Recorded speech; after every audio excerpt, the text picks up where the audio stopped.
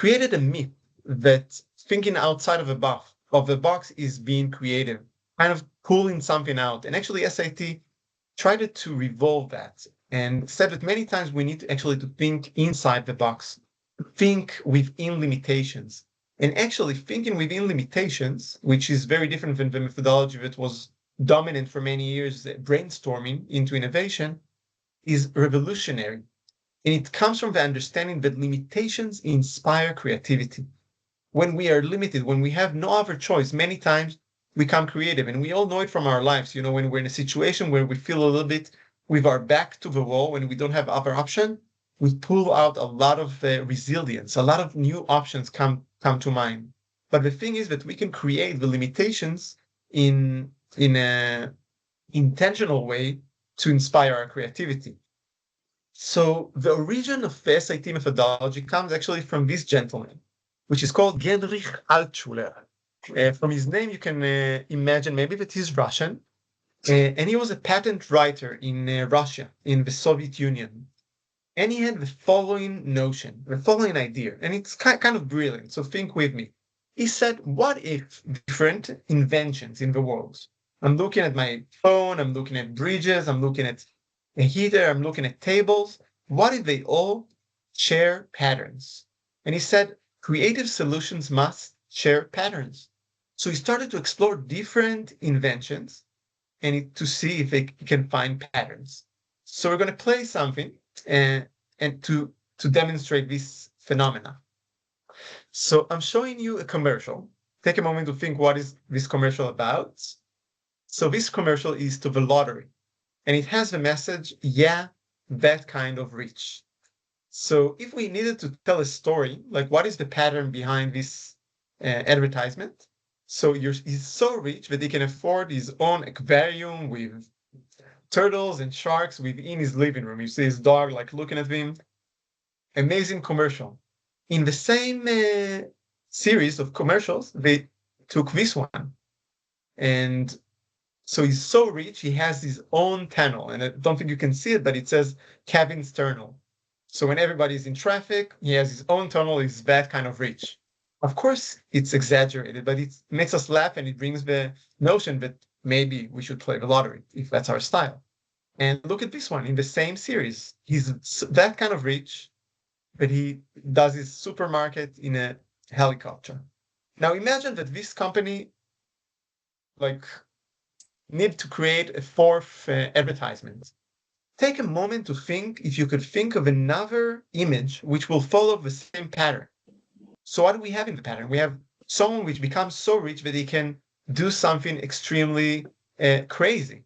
Like we can imagine a picture of the moon having a sign there saying Kevin's moon, or a picture of an NBA game where he's like the guy sits by himself in the game and they're all playing just for him.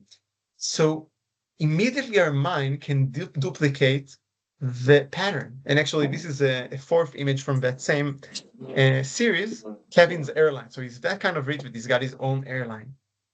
And how is it that I'm sure each one of you could create another campaign? Because we recognize the pattern. And when we see the pattern, it's easy for us to repeat the pattern. And so I'm going to show you other images which are actually part of the same pattern. So this pattern, and it's part of the SAT methodology, is called extreme consequences. So think for a moment, what is this advertisement is for? So this advertisement is for this liquid for cleaning the floor. So the message is that it's so clean that you can actually eat on the floor.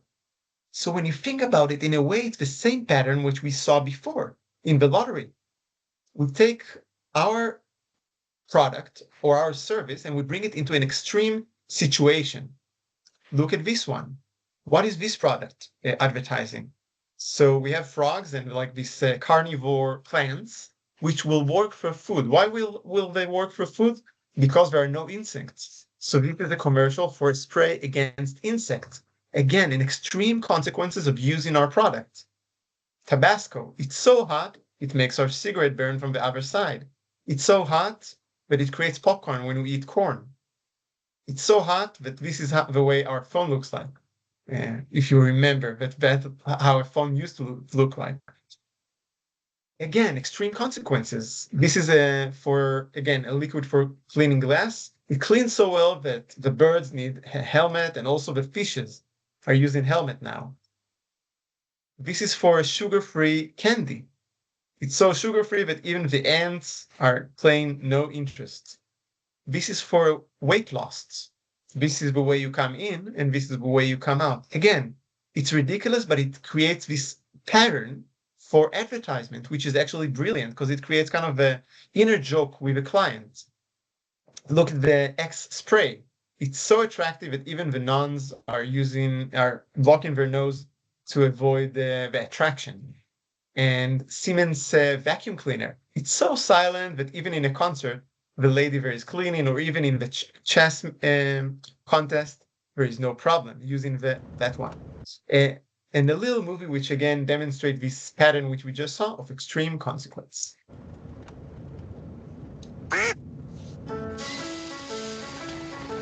Yeah. You're the storm in the empty teacup. I'm stuck with you like a terrible haircut. Hold your hand, this world is strange again. Ja. Oi. Oi. Skal det gå greit, eller? Ja da. Ja.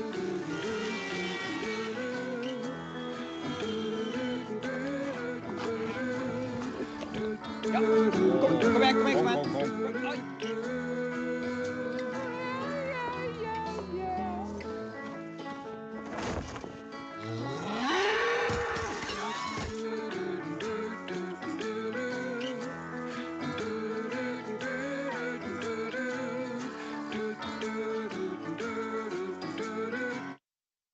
I love this commercial. And by the way, it's by the Norwegian Association of the Blind. So bringing the message that it's only a dog we want to bring, and think of the extreme consequences of what would happen if we bring a bull to the restaurant, or a yak to our cab. And so I hope you're having fun by now, because I'm having so much fun and we have so much great stuff coming ahead. And we're going to be talking about a practical way of seeing how we use this methodology. So coming back to this amazing methodology, which I really think is the most interesting the world has got by now, and it's been tested in university, examined in so many organizations, and it's real honor to learn that. I've been teaching that in academia, and it makes so much sense, and I really think it explains the way the world works in many ways, and especially the world of invention and innovation. So bringing this methodology into Israel, over 2,000 inventions were examined in academia, looking for less patterns than what Genrich Altschwager found. And actually, when you understand the patterns, what you can do, you can create thinking tools. So in the center of the SAT methodology, we have 5 thinking tools, which are called subtraction, multiplication, division, task unification, and attribute dependency. So let's see how it works. Okay, I'm going to show you 3 inventions, and you need to guess what is the pattern behind them. So fun game, okay? First one is Amazon. When we think about Amazon, how it started, so first Amazon was a bookstore, an online bookstore. So all of a sudden, you didn't need to go to a bookstore by itself or to the library. You could order any kind of book in the US and receive it to your home. What did we have before contact lenses? Of course, glasses. Glasses are actually kind of an old invention, but think what an amazing invention are contact glasses. Glasses without the frame. And then we're having a cashier, which by now seems like a little bit like an old invention. I think maybe our kids are not going to know what that is, having digital money. But think of it 200 years ago, if you come to a banker and told him, we're going to have a way to give people money without any person involved, he's going to receive the money out of the wall, he will tell you you're crazy. And that's not secure. And of course, cashier are kind of like an evolution of the old bank. So what do they have in common? Thinking about the way they were originated. So you probably already saw that we've kind of reduced or eliminated or subtracted something from the original product, right? We subtract the store, subtract the frame, and subtract the cashier. And we have a pattern of subtraction, which is all about removing an essential component from a product, service, or process. And think about it. Usually when we think about innovating, our tendency is to add stuff. more buttons, more applications, more processes, more sophistication. And subtractions kind of come in a opposite line, forcing us to think of something that less is more in a way.